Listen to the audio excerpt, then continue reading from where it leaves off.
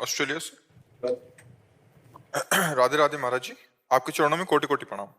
महाराज जी, जब हमें बाल्यकाल से ही ये बताया गया है और सिखाया गया कि भगवान जी सब कुछ करते हैं, वही सभी के जीवन और मृत्यु अथवा इस संसार के प्रत्येक प्राणी के कर्मों का लेखा जोखा रखकर नीति व विधि अनुसार उचित निर्णय लेते हैं, तब हम एक साधारण मनुष्य होने पर ये कैसे जान सकते हैं कि कब, कहाँ, कैसे एवं क्या करना उचित होगा? हम कैसे जान सकते हैं कि शास्त्र और संत जन ये भगवान के ही द्वारा लिखित और प्रेरित होते हैं।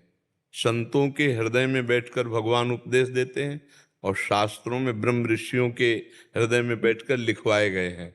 तो हमको क्या करना चाहिए, क्या नहीं करना चाहिए, इसके लिए गीता में भगवान जी कहते हैं, तस्मात् शास्त्रम प्रमाणम ते कार्या कार्यो व्यवस्थितो। शास्त्र वर्णन करते हैं ये करो ये ना करो।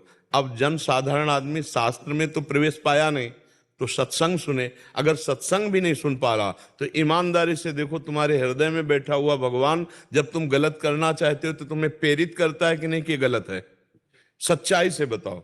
किसी शास्त्र में पढ़ो या ना पढ़ो, कहीं सुनो या ना सुनो, जब तुम गलत करना चाहते हो तो तुम्हारे हृदय में बैठा हुआ गुरु आपको प्रेरित करता है ना कि आप गलत कर रहे हो। आप उसकी बात नहीं मानते और गलत कर बैठते हो। आप कोई ये नहीं कह सकता कि मुझे पता नहीं था कि गलत है, क्योंकि हृदय में भगवान सबके बैठे हैं और सबको सूचना देते हैं। बड़ी धीमी आवाज में देते हैं, बहुत झीनी, ये गलत है। पर हमारी वासना इतनी प्रबल होती है कि हम उस बात की अवहेलना करके और गलत कर फिर हमें दंड मिलता है। फिर हमें कोई ये नहीं कह सकता मुझे पता नहीं था। गलत का पता होता है। हमारी बहन को कोई गलत देखे तो हमें बुरा लगेगा, तो हम किसी के बहन को बुरा क्यों देखें? आत्मना प्रतिकूलानि परेशान न समाचरित। हमारी कोई निंदा करे तो हमें बुरा लगेगा, हम किसी की निंदा क्यों करें? आत्मना प्रतिकूलानि, जो मुझे प्रतिकूल लगता है वो मैं दूसरे के लिए नहीं करूंगा। मेरे शरीर को कोई पीड़ा पहुंचाए, मैं दूसरे के शरीर को कैसे पीड़ा पहुंचा सकता हूं? क्योंकि जैसे मेरा शरीर मुझे प्रिय है, ऐसे हर जीव का अपना शरीर प्रिय है। लेकिन नहीं, अपने स्वाद के लिए, अपनी पुष्टता के लिए दूसरे के शरीर को नष्ट करके हम खाते हैं। अपनी वासना पूर्ति के लिए हम दूसरी माताओं बहनों की तरफ गंदी दृष्टि देखते हैं। अपने हमारी जो वासनाएं हैं कि हमको ये मिल जाए ये मिल जाए, उसके लिए, धन के लिए हम असत धर्म ग्रहण करते हैं, चाहे हिंसा करनी पड़े, चाहे घूस लेना पड़े, चाहे पापाचरण करना पड़े। तो ये सब बातें सबको पता है मैं गलत हूं, पक्का पता है, पर वो अपने अज्ञान के कारण देखा जाएगा, इसलिए उसको दंड मिलता है और नाना प्रकार की दुर्गति भोगता है। ये कोई नहीं कह सकता कि साहब मुझे पता नहीं था।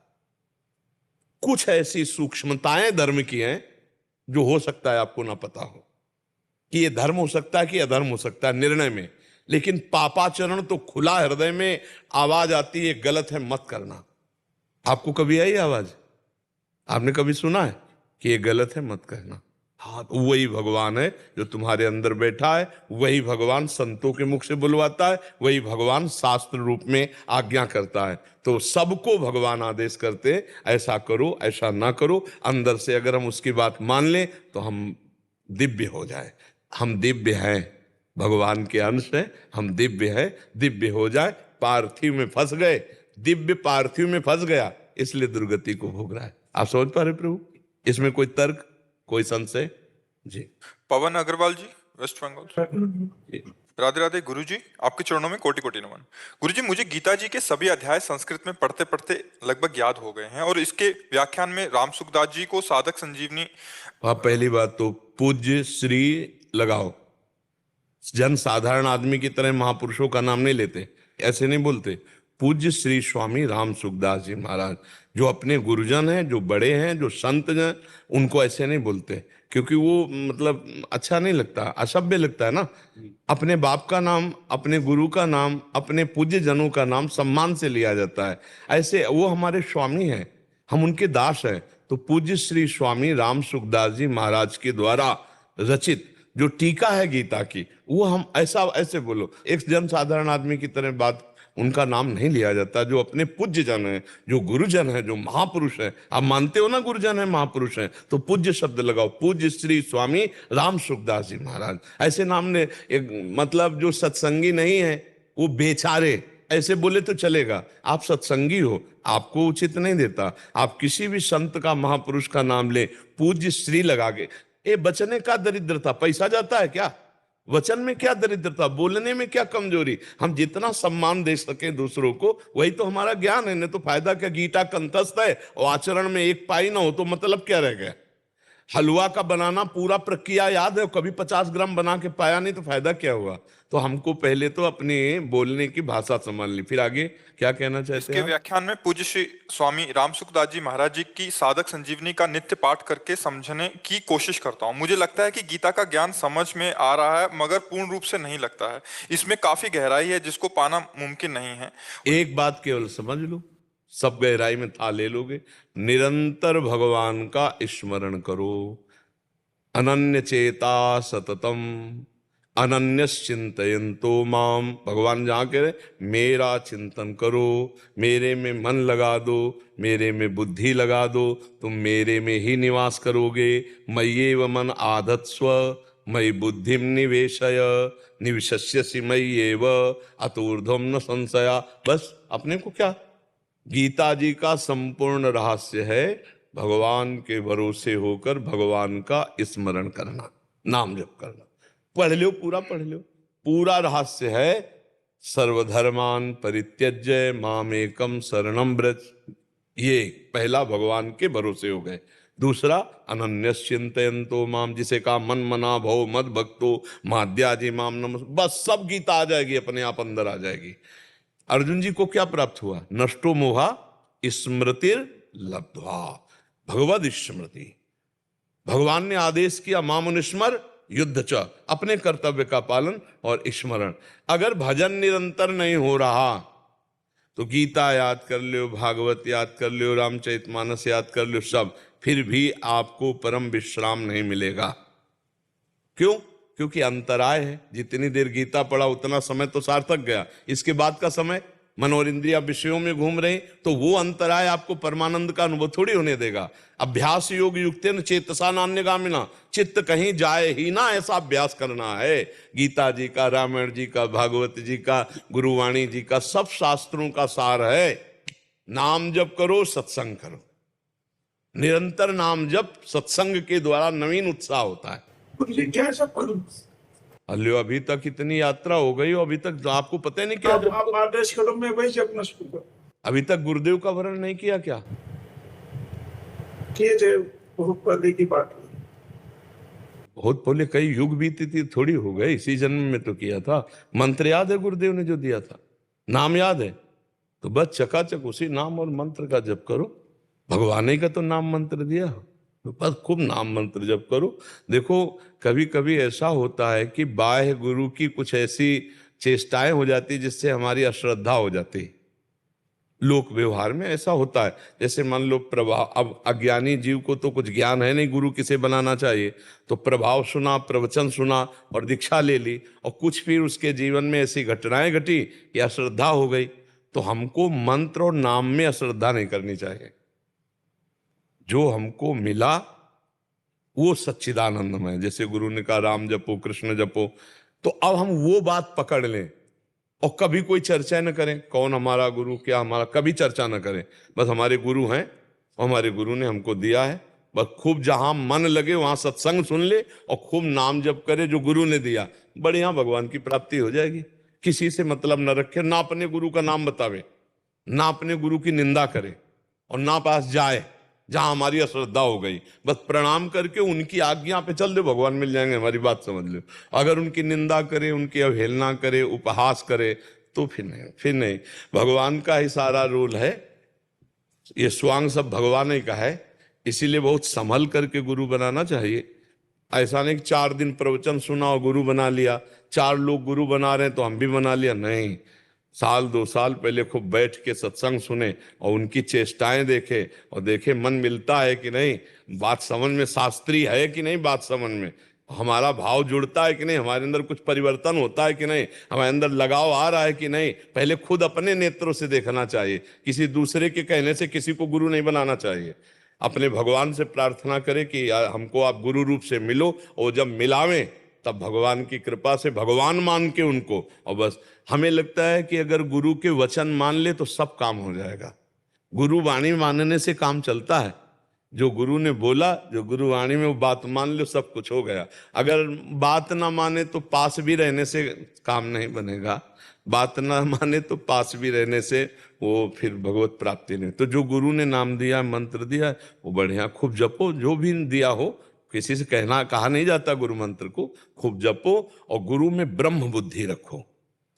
भगवान के 3 लीलाएं हो रही जगत में, एक सतोगुणी लीला, एक रजोगुणी लीला, एक तमोगुणी लीला, एक सृजन लीला, एक पालन लीला और एक विनाश लीला। तीनों हमारे भगवान के, इसलिए हम उनको नमस्कार करते हैं और अपना भजन करते हैं। जब हम मिठाई लेने जाते हैं तो हम ये नहीं देखते कि मिठाई बेचने वाला मिठाई खाता है कि नहीं। हमें पसंद आई, हमने खरीद लिया और चक्क पा लिया। ऐसे हम प्रवचन सुनने गए, सत्संग सुनने गए, गुरुजनों से मिले, तो अच्छी बात जो मिली उसे पकड़ लिया, अपने जीवन में उतार लिया, चल दिया। हम ये नहीं देखते कि वो इसमें है कि नहीं। हमें बात मिली, हम चल पड़े। ऐसा साधक बहुत जल्दी कल्याण को प्राप्त हो जाता है। नहीं तो निंदा, स्तुति और सब ये सब प्रपंच फिर होने लगता है। खूब भजन करो, भजन से ही भगवान की हर ज्ञान वाली बात आपके दिमाग में आ जाएगी। और भजन न करे तो पढ़ने से नहीं आएगी, ये पक्की बात समझ लो। शब्दार्थ कुछ होता है, जो अर्थ है शब्दार्थ कुछ होता है, और भावार्थ कुछ होता है, और उसका रहस्यार्थ कुछ और होता है। वो ब्रह्म प्राप्त महापुरुषों से ही समझ में आता है।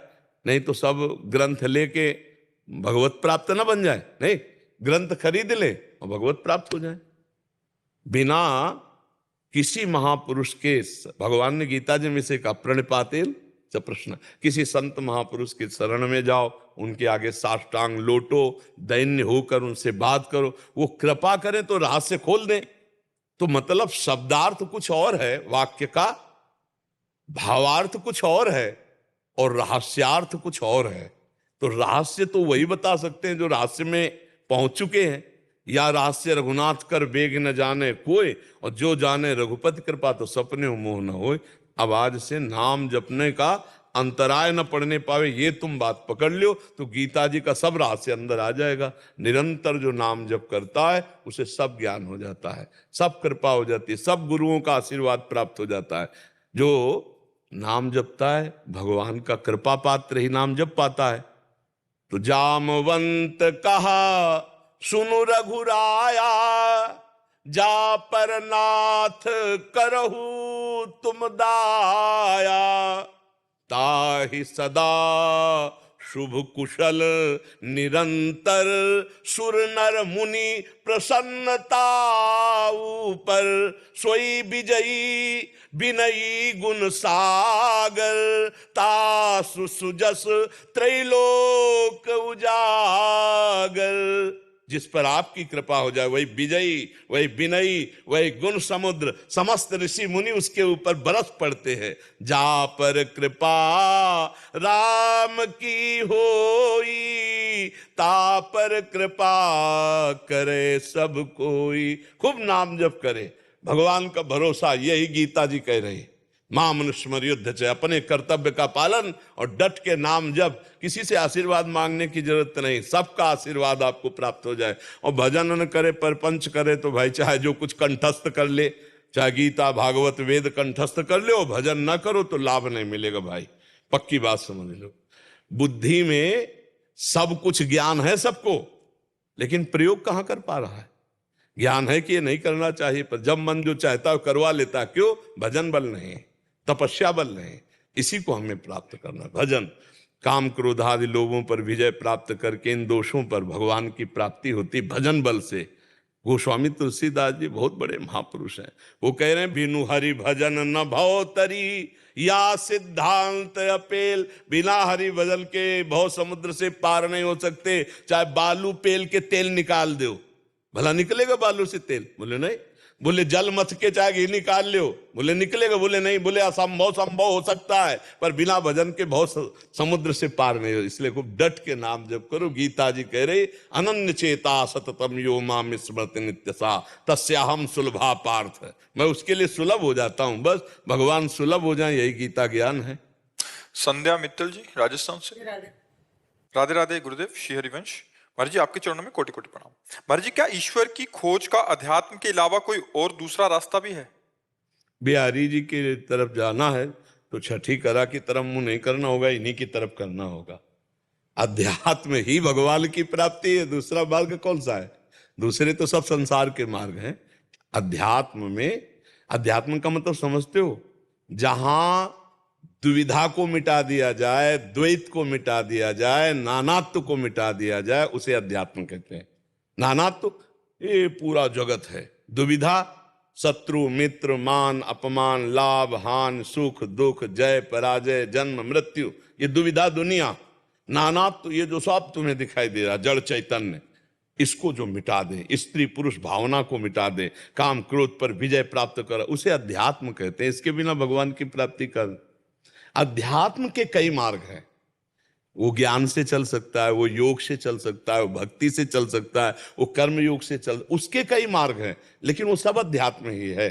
संपूर्ण अध्यात्म के ये कई मार्ग हैं। जैसे हमको यहाँ से बिहारी जी जाना है तो हम ऐसे फोगला की तरफ जाके बिहारी जी जा सकते, हम परिक्रमा मार्ग से बिहारी जी जा सकते, हम अटल्ला से बिहारी जी जा सकते, लेकिन बिहारी जी का मार्ग इधर ही है, इधर नहीं है।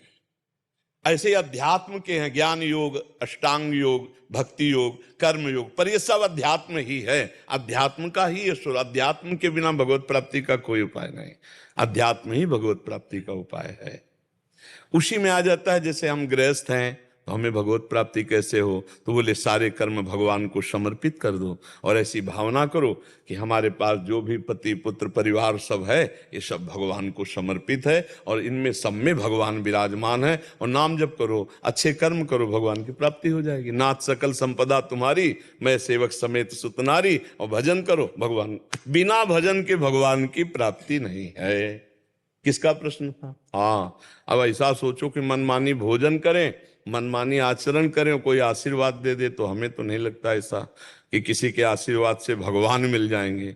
और आशीर्वाद भी तभी फलीभूत होगा जब हम धर्म से चलेंगे, हम नाम जप करेंगे, हम अच्छे पापी को कभी आशीर्वाद भी फलीभूत नहीं होता, क्योंकि वो पापाचरण करेगा तो उसके ऊपर कोई प्रभाव नहीं पड़ेगा।